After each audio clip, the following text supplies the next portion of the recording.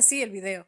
¡Feliz no cumpleaños para ustedes y el canal! Que aunque no lo sea, aún así lo planeamos festejar. Hace X tiempo cumplimos el primer año del canal, el cual sorprendentemente ha recibido mucho apoyo. Aún no puedo creer que alguien aparte de nuestras madres vea esto. ¡Holi! Bien, solo queremos decir muchas gracias, pues sin su paciencia, apoyo y tiernos comentarios no tendríamos la motivación para seguir nuestro locado hobby. Los queremos mucho, son un amor, pero no justifica sus malos gustos. Les dimos una encuesta para elegir la siguiente adaptación de libros y eligieron mal. Nosotros queríamos analizar la historia de una niña vestida de azul que aterriza en un mundo surreal en donde conoce animalitos, canta, baila y conoce una monarca antes de volver a casa mientras hay Pink Floyd de fondo. Y eligieron a Alicia. Uy, muy mal, chicos. Lo peor es que los conocemos, no son inocentes palomitas. Ustedes no querían un video de Alicia, quieren un video de Twisted Wonderland. Pues adivinen, sí está Twisted Wonderland, pero si me entero que uno de ustedes se saltó hasta esa parte, no les vamos a volver a dar libertad de expresión. Así que terminando nuestra rabieta, traigan sus tazas de té y sus pastelitos de dudosa procedencia, pues nos vamos a adentrar en este agujero que se llama las muchas adaptaciones de Alicia.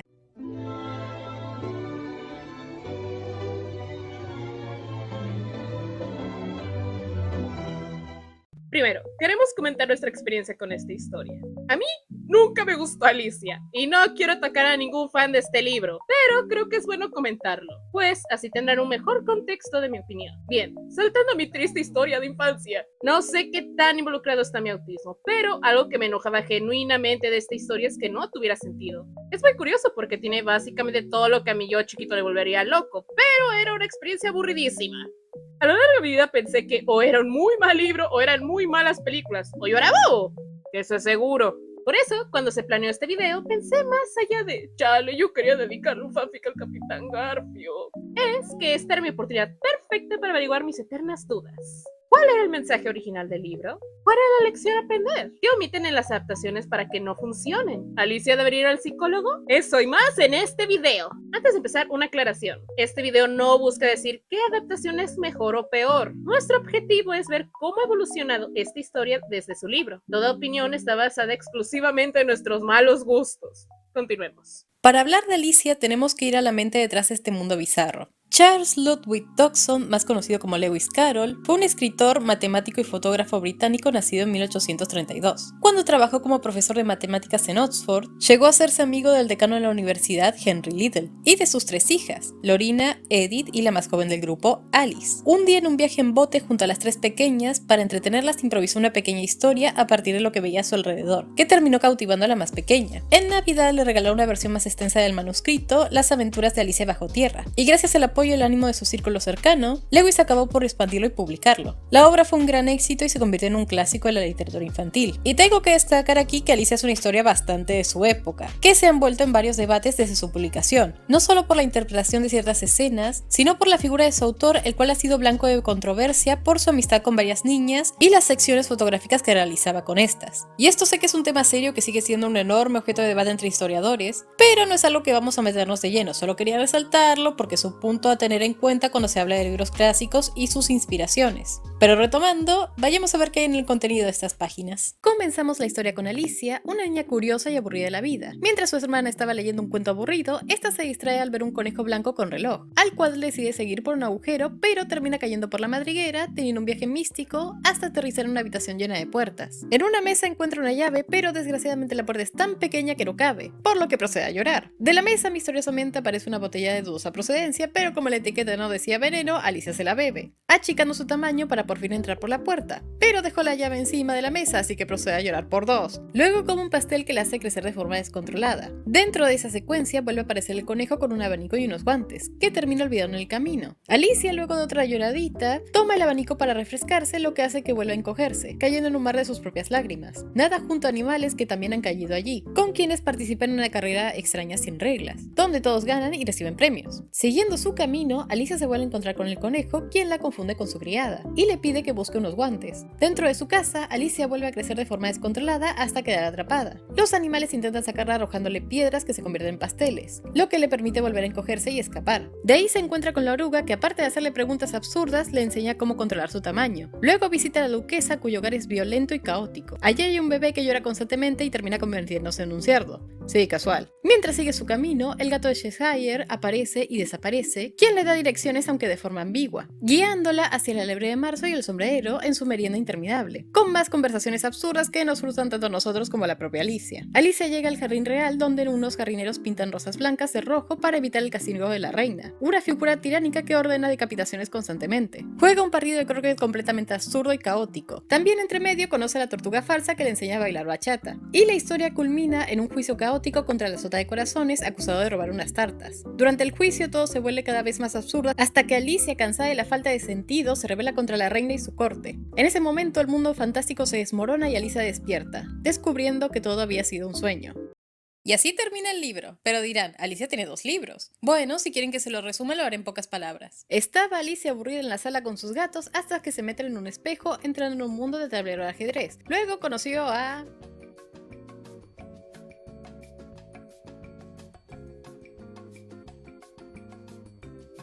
y al final se vuelve reina y le revelan de... Alicia, estás en la Matrix, realmente este es un sueño dentro de un sueño. Y luego se despierta y termina entre muchas comillas el sueño. Fin. Creo que teniendo todo resumido podemos concluir firme y sanamente que... nadie entiende esta obra. Ni yo la termino de entender del todo. Parte de la riqueza de esta historia no es solo la trama, sino el cómo está escrita. Pues alejándose de obras más convencionales, Alicia es una historia que en lugar de enseñar moralejas directas, apuesta por el humor absurdo, juegos de palabras y una crítica a las conveniencias sociales, explorando temas de identidad y crecimiento. Es una forma absurda e irónica de parodiar la sociedad victoriana de ese momento, donde había una fuerte estructura jerárquica y reglas estrictas respecto a las infancias. Si los niños de milagro llegaban a pasar los 5 años, eran educados con disciplina y textos moralizantes exigiendo comportamientos adultos desde temprana edad. Pero aquí es donde todas las cosas se ponen interesantes, porque en medio de ese mundo tan rígido empezaron a surgir nuevas ideas, que la infancia no era solo una preparación para la adultez, sino una etapa valiosa en sí misma. Al tener una sociedad que intentaba domesticar algo tan impredecible como es la mente infantil, siempre había grietas y pequeños espacios donde lo absurdo, lo curioso y lo rebelde podían colarse.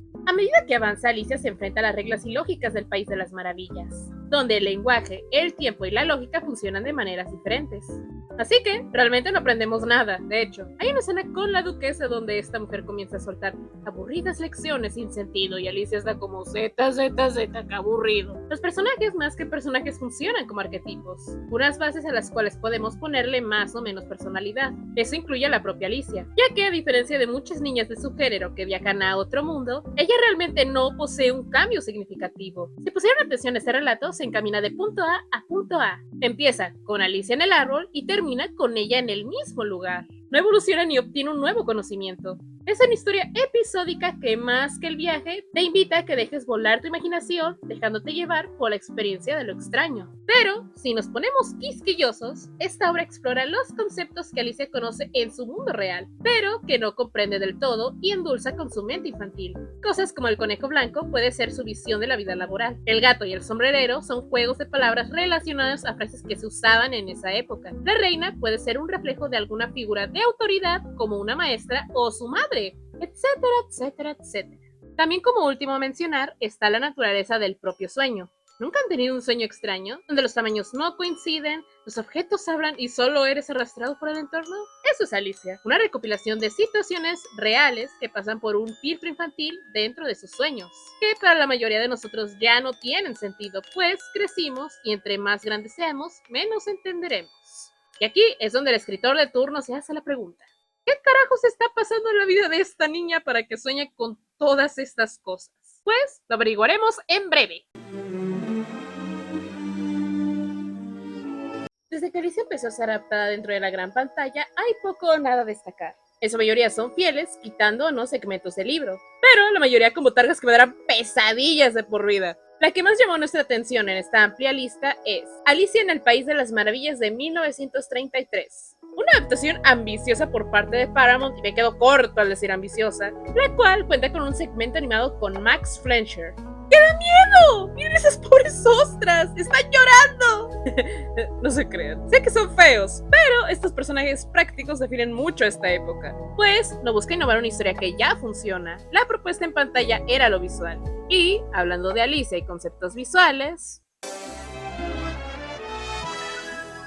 aunque genuinamente pienso que Walt no se aguantó las ganas de copiar el segmento animado Max Fleischer, no les voy a mentir, este hombre llegó a innovar y nos regaló a inicios de su carrera las comedias de Alicia, una serie de cortometrajes realizados entre 1923 a 1927. Estos cortos consisten en Alicia y los trabajadores del estudio, conviviendo junto a personajes animados. Esta me parece una propuesta genuinamente interesante y creativa, si la comparamos con el resto, pues, aunque sigue la misma línea de Alicia soñando, Walt y equipo nos dieron de su propia cosecha, en lugar de limitarse a transcribir el libro. Te las recomiendo. Pero como Walt Disney era un loco que se aferraba a sus ideas como garrapata, no iba a soltar a Alicia fácilmente, e intentó por muchos años adaptarla hasta que por fin tuvo la oportunidad en 1951. Ahora sí, esta es una que todos no sabemos: Alicia en el País de las Maravillas de Walt Disney Productions, la cual combina elementos de los dos libros de Carol. Enfocada hacia la comedia, la idea era crear un espectáculo musical compuesto de varias canciones basada en versos y poemas del libro original, que como dato curioso es la película de Disney con más canciones. Y yo sé que le tienen nostalgia y no piensen que diré esto desde mi disgusto por esta cinta, pero en su tiempo fue repudiada por gran parte del público.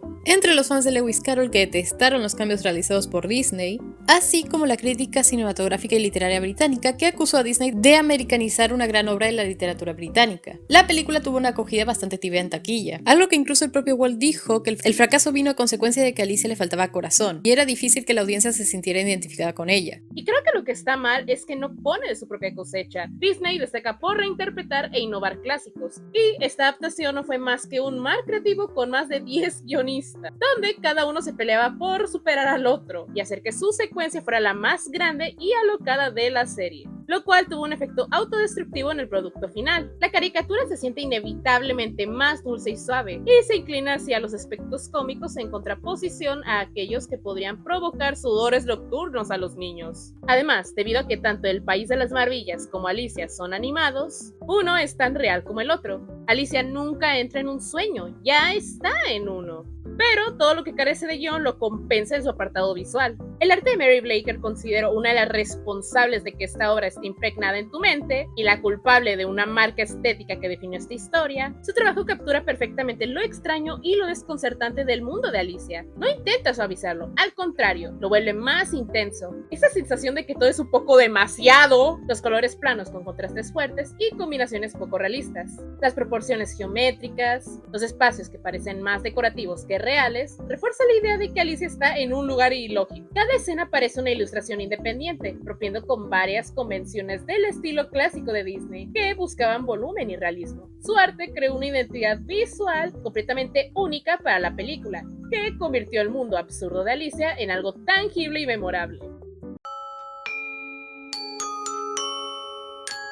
La siguiente adaptación es para niños, o quizás no, pero no olvides que debes cerrar tus ojos o de otra manera no verás nada. En contraparte de la versión más conocida de Disney, tenemos la joya de los mamadores del cine. Alice de 1988 es una película checoslovaca, sí, cuando Checoslovaquia aún era un país, surrealista de fantasía oscura, escrita y dirigida por Jan Schwankmajer, la cual combina acción real con stop motion. Y cuando digo surrealista me quedo corta. A diferencia de su versión anterior, el director buscó entregarnos algo alejado del sello de la empresa infantil, pues se sentía decepcionado de ver cómo esta historia se estancaba en interpretaciones que la hacían ver como un cuento de hadas. Y creemos que lo hizo bastante bien, pues cada aspecto visual solo puede salir de mis pesadillas, que fue clave para que entendiera esta obra. No sé si se debe a mi extraño impulso de buscar sentido a cosas tan triviales, o mi amor por el arte de la animación, pero esta propuesta me ayudó a empatizar y comprender una obra que siempre me pareció fastidiosa y aburrida por lo absurdo que era, pues, aunque sea la versión más bizarra visualmente, me ofreció un mundo del sueño más parecido al mío.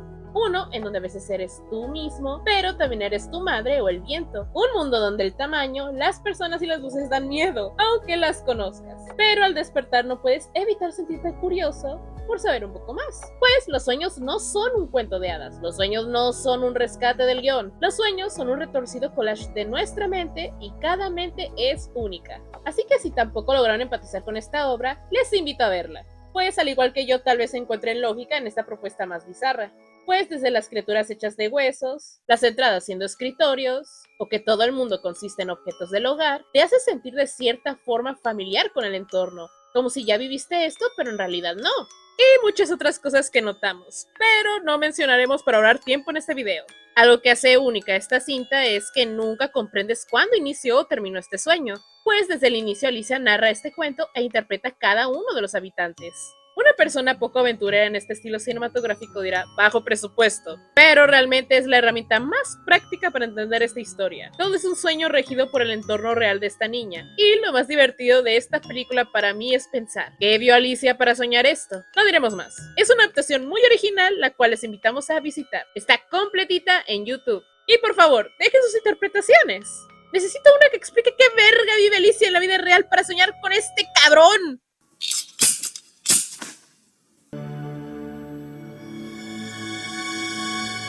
Buscando entre el mar de adaptaciones, encontramos esta joyita escondida, que fue directo para televisión, Alicia en el País de las Maravillas de Nick Weiling. O debería llamarle Lavado de Dinero la película. Es que chicos, miren esto. Que alguien me explique cómo esta cantidad de actores de renombre estuvieron en esta película. Y lo más preocupante, con estos efectos de calidad, ¿quién le soltó tanto dinero a esta película? Bueno, no mentiré, algunos efectos son dignos de mi musical favorito, pero son bastante decentes, en especial para algo de televisión. La trama es muy linda.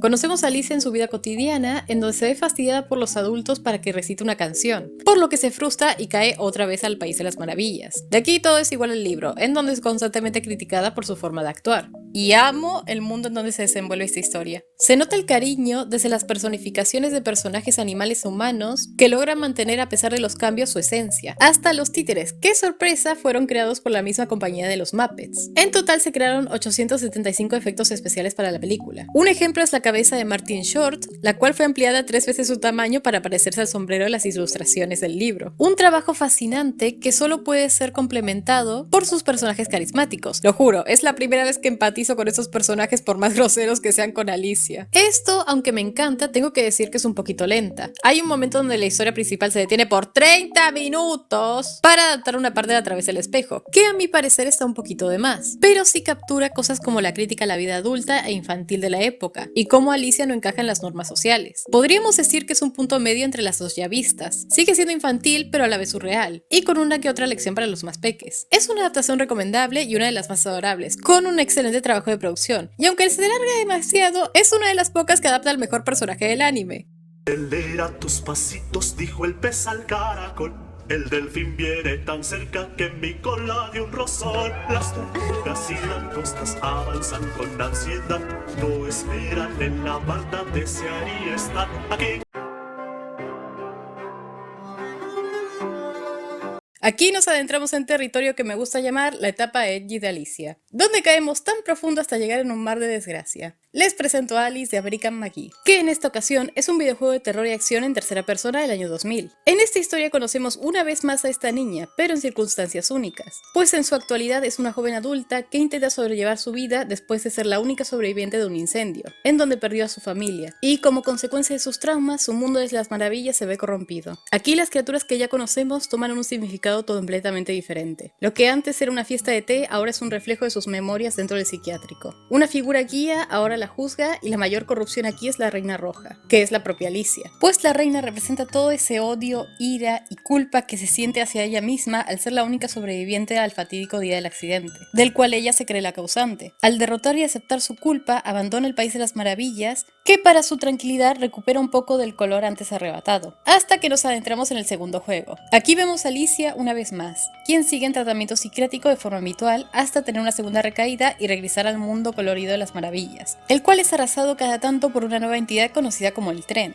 la cual no permite la recuperación de este reino, destruyendo todo a su paso. De vez en cuando a lo largo del juego, Alicia salta entre ambos mundos, reencontrando a sus conocidos entre realidades. Aliados se vuelven enemigos y enemigos aliados, como por ejemplo la Reina de Corazones reaparece, ofreciéndole a Alicia una forma de detener al Tren y recuperar por completo sus recuerdos. Recuerdos que aunque le duela revivir, son clave para encontrar al verdadero culpable del accidente. La persona que metafórica y literalmente arrasó con la psique de esta niña, arrebatando los recuerdos en los que tanto ella como muchos inocentes, incluyendo a su propia hermana, fueron víctimas de esta mente retorcida, quedando tan fragmentadas convirtiéndose en muñecas a su voluntad. Tras su último regreso a la realidad, Alicia por fin obtiene su venganza eliminando a este hombre, encontrando la paz, así fusionando por completo ambos mundos. Alice American McGee es una historia desgarradora, pero aún fascinante y de excelente calidad, de la cual lastimosamente no veremos su tercera parte. Y aunque me gustaría hablar de aspectos prometedores que buscaba ofrecer, quiero decir que su segunda parte posee una resolución bastante satisfactoria. Ambos mundos se conectan, una Alicia fragmentada y el mundo de las maravillas, el cual representa el recuerdo de una Alicia intacta en el tiempo, que aunque su unión no nos promete que Alicia tendrá una solución a todos sus problemas, ese recuerdo oscuro es la pieza que las une a ambas, y sea lo que sea que intente dañarlas, lo solucionarán como una sola. En conclusión, es una historia que aunque no coincide con mis gustos, me logró encadenar. Su narrativa es impecable y trajo cosas nuevas a la mesa, desde personajes nunca antes explorados, hasta una estética retorcida que encaja de forma perfecta en esta obra. Y lo más especial, una Alicia que aunque vea este mundo desde los ojos de una adulta, siendo la Alicia del libro incomprendida por su perspectiva infantil, mientras que esta es incomprendida por una sociedad sin empatía por su lucha mental, y de la que constantemente es víctima. Así que solo nos queda decirles, tomen sus hachas, nenas, porque ese tercer juego no se hace solo.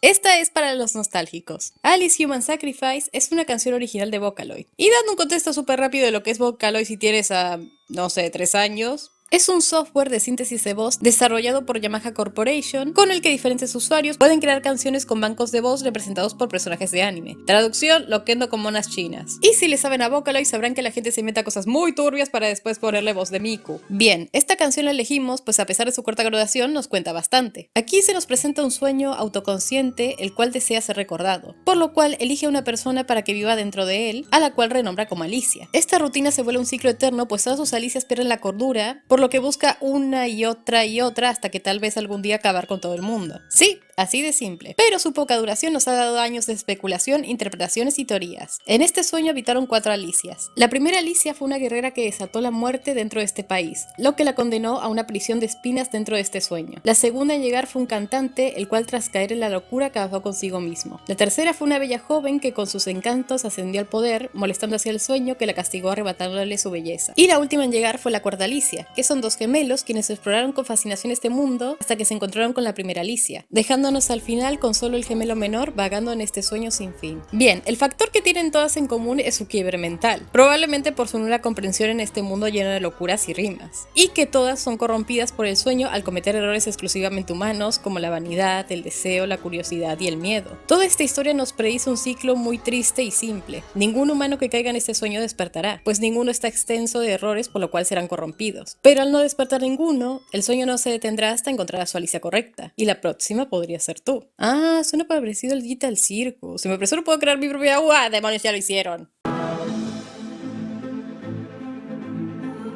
¿Se acuerdan de Alice Madness? Volvió, pero rubia y family friendly. Dirigida por Tim Burton bajo amenazas de parte del estudio Disney, en esta adaptación nos encontramos en eventos posteriores a la película animada original. Nos situamos en la joven adultez de Alicia, ¿o no? Porque para estándares de la época Alicia es una solterona en sus 40s. Ella al recibir su propuesta de matrimonio y todo el mundo está expectante a su respuesta, se ve atraída una vez más por el mundo de las maravillas. Aquí ella descubre que está destinada a eliminar al Jabberwocky para liberar al mundo de la tiranía de la Reina Roja, mientras vemos cómo ella se cuestiona tanto su identidad como su realidad. Es una propuesta muy buena, y a lo largo de mi infancia fue mi versión favorita de esta obra, pues tenía actores agradables, un vestuario de alto nivel, excelente apartado musical y artístico, así que entenderán mi sorpresa al saber que el público general no opina lo mismo. Pero ahora que la retomamos, ¿cuál es nuestra nueva opinión? Pues sí, sí es malita. Gran parte de los problemas no se ven dentro de la cinta, siendo para mí su único problema que es aburrida. Los problemas se vieron realmente en producción desde el inicio. Como les dije, el estudio pidió a Tim Burton a punta de contratos que si quería hacer Frankenweenie tenía que hacer esta película en formato 3D, el cual trajo muchos problemas tanto a los actores que estaban exhaustos de trabajar en este formato, como a producción que se les dio esa tarea. También agregamos que Burton, por sus comentarios, parece que tampoco sentía una conexión con esta historia, queriendo darnos una exploración de la psique de la protagonista en lugar de limitarla a simplemente pasar de una aventura a otra. ¿Ven? No soy el único autista al que no le gusta esta obra, pero olvidando sus decisiones guionísticas, las malas escenas de acción, la mala actuación de algunos actores, el CGI que no ha envejecido de la mejor manera y que es la mapa de las live actions de Disney, voy a defender la huella artística que nos dejó Tim y equipo, que reinventaron la estética de muchos de los personajes y creó un género de mujer de internet. Sí, Virilla, yo sé que fondo de pantalla tenías en Facebook, y sí, también era la mía, porque el impacto cultural que tuvo en esta película merece ser estudiado en todos los libros de historia emo, que, además de su estética obviamente oscura y deprimente, tiene también la fórmula más utilizada de Burton, de persona o criatura incomprendida por una sociedad que no acepta la excentricidad o apariencia, la cual eventualmente encuentra su lugar dentro de un nuevo mundo o personas. Lo cual, aviso, no lo digo para mal, este viejo creó mis malos gustos, lo quiero mucho. Todo esto es coherente con la cultura del internet de esa época, pues exploran las peculiaridades de esta chica, que huye del mundo real al sentir que no cumple con las expectativas de su familia y eventualmente en la secuela que no existe, es mandada a un psiquiátrico, porque sí, mujer que piensa, ¡eso sí es una locura! En conclusión, una película muy de su época, que por más cosas malas que le encontré, mi nostalgia no me permite decir que es del todo mala. Pero Tim, por favor, ya no hagas live action, por mi bien. Cada vez que duermo veo a la niña método científico.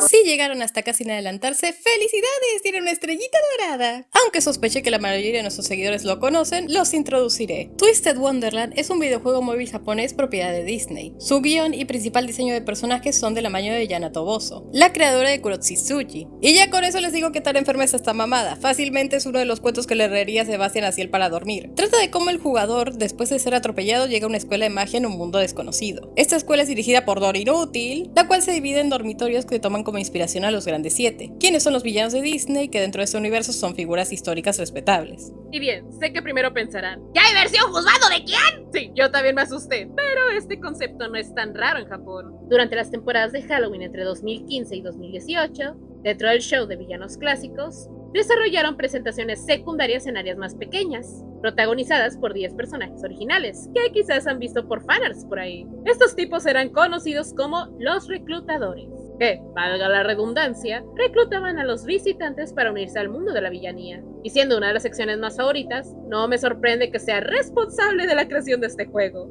¡Es que lo tiene todo! Personajes carismáticos, chicos lindos, peleas, lore, chips y más chips. No es un otome porque le tienen miedo al éxito, pero tiene todo lo que una niña pediría. Bien, volviendo a la niña del pozo, para suerte de todos, esta primera parte se centra en la casa de Corazonia, inspirada en el mundo de Alicia. Twisted Wonderland en sí no es una adaptación directa, sino una reinterpretación temática. El juego toma ideas estructurales y simbólicas del libro y las transforma en otro tipo de historia. En el caso de Alicia, la base narrativa es el viaje del mundo absurdo, donde las reglas normales no aplican, similar al juego donde Rayito llega a un mundo desconocido con reglas propias y personajes excéntricos. Alicia cuenta como Isekai, eso discútanlo en los comentarios. La diferencia clave es cómo se organiza este mundo. En Alicia los personajes representan el sinsentido puro. En Twisted Wonderland, en cambio, el caos se vuelve un sistema de reglas estrictas y jerarquías. Convierte ese absurdo en conflictos narrativos más tradicionales, rivalidades escolares, crecimiento personal, crisis emocionales, muchas crisis emocionales. Pero claro, ¿qué pasa cuando se intenta borrar lo absurdo del mundo de Alicia con reglas y estructuras? Pues tenemos al personaje de Ciel Phantom, Riddle Rosehearts, el líder del dormitorio que representa a la reina de corazones. O mejor dicho, es una respuesta a qué pasaría si alguien tan severo como ella creara un niño. La conexión entre Alicia y Riddle es bastante curiosa. Alicia entra a un universo donde las reglas son arbitrarias, cambiantes o directamente absurdas. Frente a eso, ella intenta constantemente entender y adaptarse y poco a poco cuestionar esa lógica. Ella misma se da cuenta de que no todo lo que parece autoridad, como la reina de corazones, tiene un fundamento real. Riddle en Twisted Wonderland es el extremo opuesto. Intenta eliminar el absurdo imponiendo un sistema de reglas rígidas. Como líder de su casa, sigue normas estrictas inspiradas en la reina de corazones, pero en lugar de ser puro caos, las convierte en leyes absolutas que nadie puede romper. Riddle cree que la autoridad es incuestionable. Muy gracioso porque ese es el mismo mundo donde al primer desborde mental te conviertes en drag queen. Mientras que Alicia se la pasa cuestionando reglas absurdas, Riddle se quiebra por obedecerlas al pie de la letra. Debido a sus traumas, termina interiorizando ese mundo ilógico en lugar de resistirlo, perdiendo su identidad para intentar encajar en un sistema sin lógica real. Su arco de personaje funciona como un espejo oscuro al viaje de Alicia. Riddle está atrapado en una estructura mental rígida que necesita romper para crecer y avanzar. ¡Wow! ¡Qué profundo! Y yo que pensé que solo íbamos a hacer un ranking de qué chico era más lindo. En conclusión, Twisted Wonderland es una historia bastante entretenida. Nos la pasamos bien, aunque solo se la recomendamos si son muy fan de Disney. Creo que capaz si nos pasamos en buscar mucha profundidad cuando Twisted Wonderland es esto. Es obvio, este anime siempre fue una comedia romántica. Haruhi y yo somos los protagonistas de esta historia de amor estudiantil. ¿Y qué hay de nosotros? Ustedes son los extras homosexuales, por supuesto. ¿Fue toda esta sección una vil excusa para utilizar este audio? Obviamente sí, vayan a ver Orange High School Club. La cordura está perdida dentro del país de las maravillas. Ambromanía es un juego aún en desarrollo por la mano del usuario Symphony Sonata, que, a través de una hermosa animación 2D, vemos la historia de Alicia en su adultez, la cual despierta dentro de estas tierras sin recuerdos concretos de su pasado, que, a través de exploración y rompecabezas, se abre camino en busca de sus recuerdos y tal vez algún día volver a casa con su sanidad intacta. Ya que solo tenemos una demo, solo nos permitiremos comentar que el nombre nos parece muy apropiado para lo poco que conocemos del mundo de las maravillas. Pues la ambromanía es un término actualmente obsoleto para describir un tipo de locura delirante en la que sus imaginaciones obtienen un carácter alegre y gozoso. Es el término perfecto para situarnos dentro de la época del juego y sus apariencias tiernas e inusualmente espeluznantes. Si se quedaron con ganas de Alice Asylum, esto capaz llene su vacío. En conclusión, este juego nos promete una experiencia sombría e introspectiva, con buen arte y lo mejor, ¡chips! Les invitamos a que echen un vistazo. Pero con cuidado, chicos, hay muchos spoilers. Bueno, ¿entendieron? ¿No? Nosotros tampoco, y tal vez tampoco ninguno de los creadores de estas adaptaciones. Pero eso es lo que hace encantadora a Alicia. A diferencia de nuestro video de Frankenstein, cuyas versiones están más abiertas a los cambios, la mayoría de adaptaciones que vemos en Alicia son un extraño tipo de matryoshka, en donde sus personajes secundarios son arquetipos, papeles que podemos llenar casi con cualquier franquicia. Pero la realidad de estos personajes caóticos es rígida por quién sea Alicia, pues este mundo de maravillas es un reflejo distorsionado de su propia realidad. Por eso, aunque cuentes la misma historia y Alicia aterrice una vez más en otro mundo donde no encaja, será una experiencia totalmente diferente ver el mundo de una Alicia que canta con las flores, una Alicia deportista o una Alicia que se siente incompleta. Y el mundo real en el que viven estas niñas son mundos que les entregan sus creadores bajo su propia definición de lo retorcido. La locura en Alicia de Disney está en las abstracciones visuales y la inquietante sensación de estar solo. Twisted Wonderland encuentra la locura en la normalidad, en una realidad de reglas abstractas. Y en Alice Madness, todo está retorcido aquí, toda su sociedad. Y siempre habrá más de estas, y todas tan distintas e iguales, porque al final todos estamos un poquito locos. En resumen, qué bueno fue retomar esta historia. Ahora sí, Rubí, ya quítala, ponme mi novela. Bueno, eso fue todo. Muchas gracias por quedarse hasta el final del video. Suscríbanse, denle like y comenten cuál es su adaptación favorita. ¿Quieren sugerirnos alguna otra obra que analizar? ¿En qué se parece un cuervo a un escritorio? Un fuerte abrazo y chao, banda.